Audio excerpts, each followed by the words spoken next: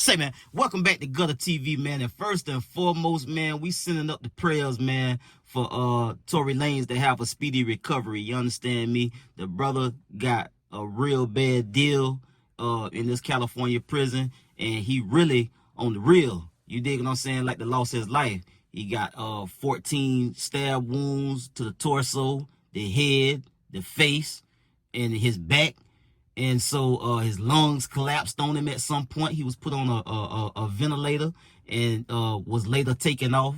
But in any case, it was a serious situation, to say the least. And they just did a press conference giving some updates, talking about some new information that they are now releasing to the public about some folks speaking about the situation between Tory Lanez and Megan Thee Stallion to a journalist, out of all people, and may have been saying some things to a journalist that didn't necessarily come out in court, to my understanding. Now, we don't know. I don't know if Tory Lanez for sure did this to Megan Thee Stallion or not. All I know is that the level of inconsistencies and the way that they went about getting this conviction on Tory Lanez, I ain't never really been on it. I just felt like the shit was spooky,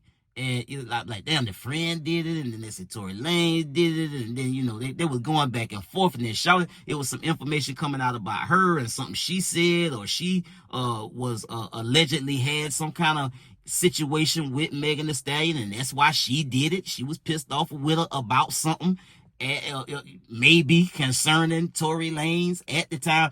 I don't know. But if they went about this case the wrong way, the prosecution that is, and got this conviction on Tory Lanez when they didn't have sufficient evidence to convict him beyond a reasonable doubt, and this man just almost lost his life when he very well could be in a situation where he was incarcerated for something that he didn't do. Now, you know, he could have very well died, bro. Like, we talking about a life that almost been lost when a man was convicted for something that he may not have done, which in turn put him in a situation like this, to get him stabbed 14 times, as they said in the news reports. And his daddy gonna explain later some of the gruesome, you know, kind of disturbing details behind these injuries that Tory Lanez sustained. 14 stab wounds in the head, in the torso, in the face, in the back. His lungs collapsed. He was put on a ventilator for a short time and then later taken off. Now he's said to be doing pretty, you know, progressing pretty well. But at the end of the day, what if the man really didn't do this? Or if he did, the prosecution just kind of disregarded a lot of the information and evidence, or the evidence gathering process, to try to get a conviction. And this man could have lost his life. What if? You understand me? Let's get to the content. Say, man, if you watching this video right now, man, and you like how we kick it over here at GuddaTV, man, won't you do me a favor and hit that like button, hit that subscribe button, and turn on your notification bells, man. It won't cost you nothing. I promise you. Won't you go ahead and do that for the boy and help the channel out? Appreciate you. Recently, we've been made aware that a member of the media, Mr. Gianno Caldwell, was working on an op-ed for the New York Post regarding Mr. Peterson's innocence. During his work on that op-ed, he became aware of some information in Unite the People's possession regarding a statement that was given to Unite the People by someone with information relevant to that case. The New York Post recently reached out to the prior district attorney, George Gascon, Megan Pete and her representatives, and Kelsey Harris and her representatives. The only party that responded last week was Megan Pete's representatives with a request for more information. A few days later, Mr. Peterson's brutally attacked in his jail cell. Unite the People represents Daystar Peterson in his appellate process. We filed an appellate brief and a writ of habeas corpus on his behalf. The District Attorney's Office has already responded. The case is fully briefed. We're just waiting for the appellate court's decision. We were willing to wait for the appellate process to play out, but given that brutal, unprovoked attack, we felt it necessary to come here today to provide you with this information. It is our intention to make a request to the governor to either pardon or commute the sentence of Mr. Peterson, so that when he recovers from this attack, he's not returned to a jail cell, but that he's allowed to go home. He was approached by a gentleman named Bradley James. Mr. James informed us he was working as the bodyguard and driver for Miss Kelsey Harris during Mr. Peterson's trial. As such, he was in close proximity and he had privy to conversations she was having with her husband and others. Mr. James informed us he was not under a non-disclosure agreement or a confidentiality agreement and was free to speak with Unite the People, and that he was doing it because his conscience would not let him not speak and leave a man in prison for something he did not do.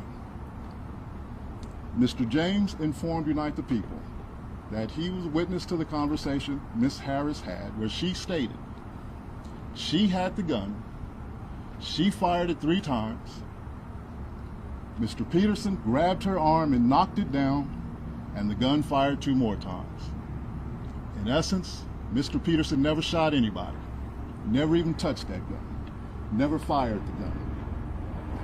This statement aligns with the statement of the only non-party witness to the case, Mr. Sean Kelly, who at trial testified he saw 2 women fighting, 2 men break up the fight, 1 man grabbed the other one's arm. Gunshots came from the passenger side.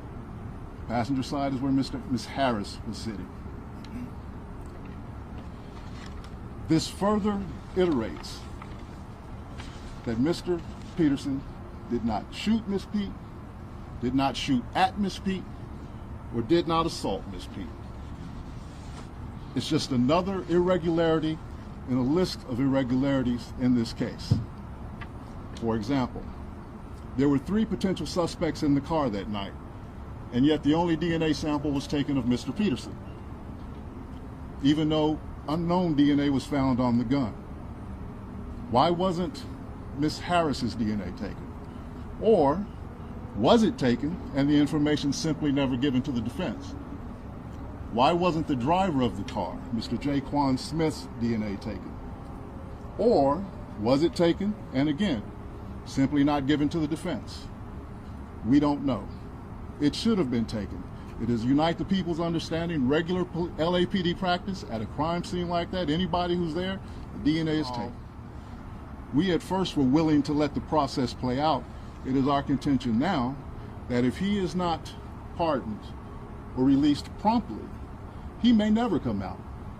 And that would be the ultimate injustice, is that he gets killed in prison for something he did not do. At this time, I'd like to bring up Mr. Gianno Caldwell. We at first were willing to let the process play out. It is our contention now that if he is not pardoned or released promptly, he may never come out. And that would be the ultimate injustice, is that he gets killed in prison for something he did not do. At this time, I'd like to bring up Mr. Gianno Caldwell, a media member who was working on that op-ed for the New York Post. Thank you. Thank you, Walter. Good morning. Thank you for coming today.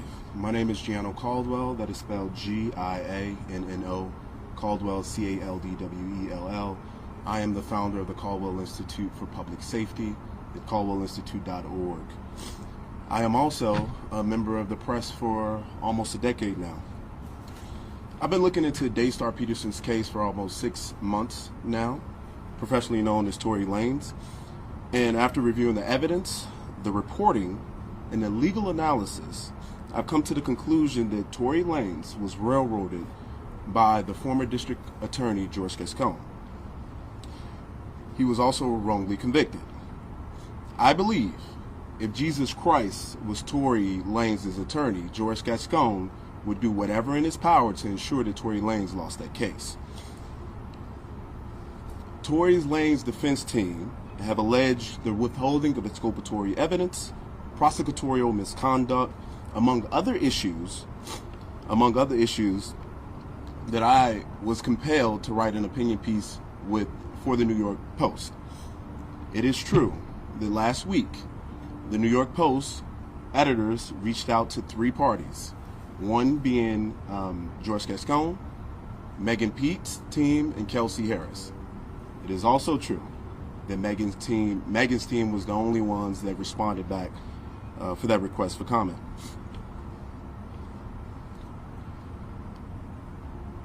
I had some glaring questions, and that was the reason for this op-ed. Things didn't make any sense to me, many issues in this case, and I was shocked by the lack of interest from the media to ask very simple questions. There were multiple people with gunshot residue on their hands that night. Why didn't all individuals have the residue tested, their DNA tested on the weapon? That's a legitimate question. According to the prosecution, Tory was excluded from the clip of the gun, and according to Tory's defense team, they said DNA analysis showed that there was a 0.01% chance that Tory touched the actual gun itself. Another piece that stood out to me, the call that the prosecution alleged Tory made confessing to a crime.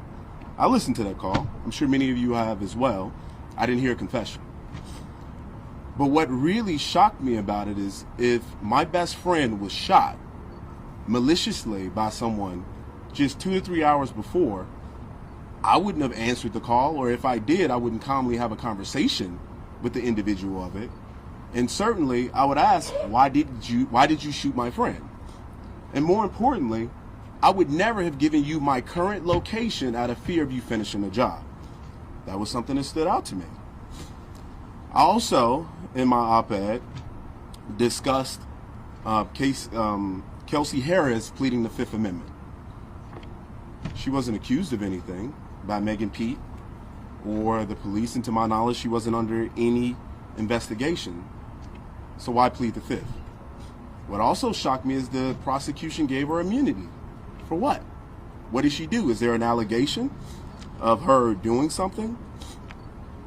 I'm not aware of that. Maybe some of you can answer that question. I ask that every ear that needs to be opened, including the ear of the governor of the state of California, Gavin Newsom, I'm even asking today that in the midst of Mr. Trump's busy schedule as President of the United States, that this would come into his hearing. And so, Father, I ask you today, by your Spirit, because you're the only reason why my son is yet alive, have your way, and let this be glorifying your name. I thank you for it in Jesus' name. So my name is Sunstar Carlisle Peterson. I come to you today in the capacity of an apostle of Jesus Christ. A word from the first century in our times, it would simply mean ambassador of Christ. So when I stand before you, I don't stand here to speak my own words. I represent a kingdom, and I am under authority to speak only what God allows.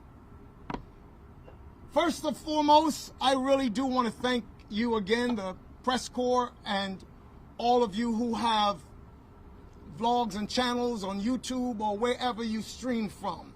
Thank you so much for being here. I would like to thank, in fact, all of those who identify with the name Umbrella as One Umbrella. It was actually launched so that my family would not just be the ones benefiting from whatever fame or fortune, but so that all people, anywhere that need a shelter could come under that umbrella. That's the reason why it was launched by Daystar's brother initially, who is known as Wolfgang Peterson. So I thank all of you who have always been an encouragement to us, who have stood with us. Those of you standing here today with free Tory t-shirts, Jono, can I have that t-shirt right there, please? Those of you who are wearing these and remembering this person, because I want you to understand that from the beginning of this, I stood as far back as 2021, and I watched where a spin doctor for the NBA, now high-powered attorney out of New York, Alex Spiro, ran a campaign to turn my son into a monster in the eyes of the world. At that point in time, God said to us, there is a time to be silent and there's a time to speak. We chose to be silent. And now we've been silent for way too long. The hour demands that we speak. One of the reasons why I stood silent is because I trusted in God, but I also did not want any blowback to affect my son, who was sitting in the belly of the beast. That's why I chose not to speak at that time. I am his father, and that is the second capacity in which I stand before you today as the spokesperson and mouthpiece for my family. Tory has 7 brothers and sisters. He has 5 brothers. He makes up the 5, I'm sorry, and there are 3 sisters. So today I would like to share a few things with you as well.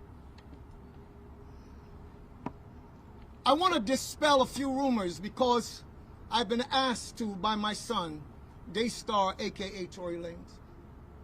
Number 1, Daystar does not have a drinking problem. He does not have a drinking problem, and that was not the reason why this situation happened. He was not out on the yard, as it was about 6:30 in the morning and cells were just opened for them to be able to go out to breakfast.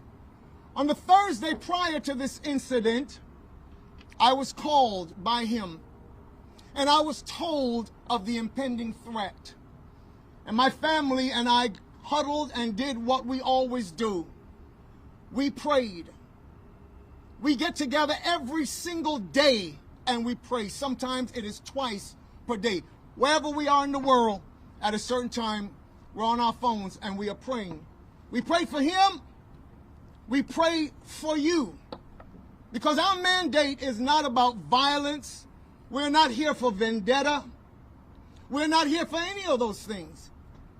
My son, as I stood with him in the hospital room, on the first day, my wife being present, said, "Dad, I'm not holding any animosity against this guy.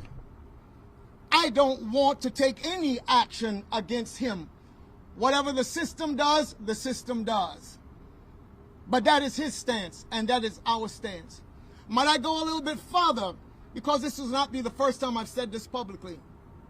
I bear Megan Thee Stallion no ought at all. In fact, we have prayed for her on many occasions in our times of prayer. So this monster that Alex Spiro tried to create, and when I stood in the courtroom on that day and heard a corrupt prosecutor dismiss the fact that so many people, it was overwhelming the amount of people that sent letters to their office and were called to testify before the courts as they were considering sentence, which had already been decided, and the judge blatantly showed on that day that it really didn't matter what anybody said.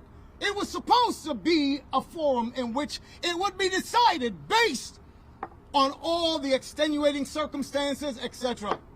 But it had already been decided behind closed doors. It's so funny that there is indeed a woman who has made it her life's mission to be the whip in the press or on the vlogs. I'm not even going to call her name right now, but those who know, know. Everything that has to do with Tory Lanez, I believe that she is in some way compensated to spread these narratives. And so before the sentence was read in court, before the sentence was read in court, she already knew. That's really interesting to me. She already knew because she had discussed it with others, not knowing that it would come back to us.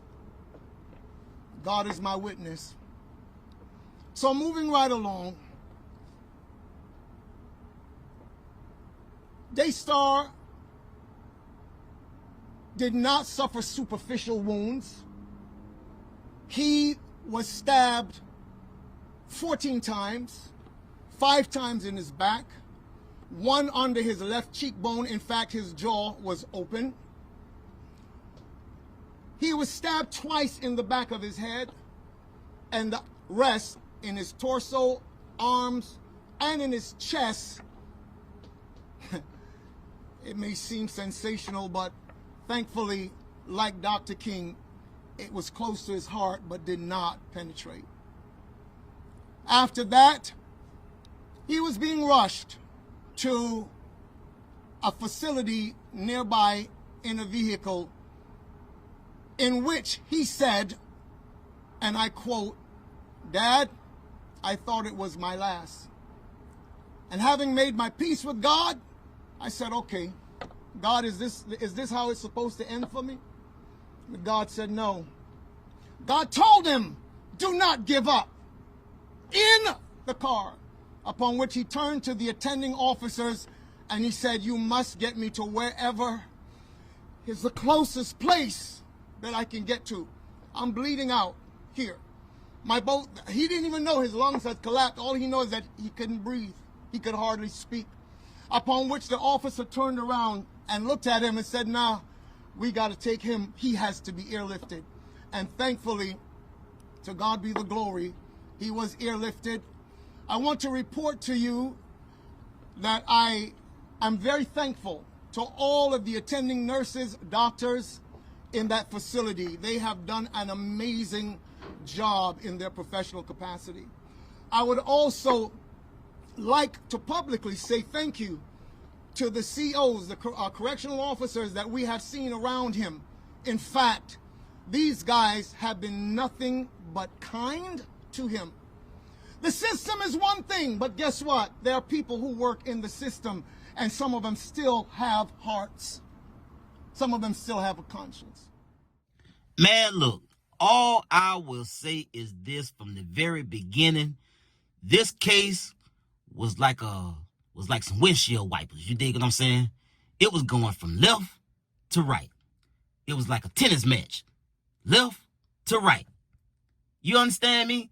This was not an airtight case with this Tory Lanez and this Megan Thee Stallion situation and the friend and the driver, and it wasn't this man DNA wasn't even on the gun, and it was other people involved or in close proximity of the incident. They didn't try to get no DNA evidence from none of them. They just wanted to get the evidence directly from Tory Lanez and tied us directly to Tory Lanez for some reason or another, even though the friend kept popping up in this. You understand me?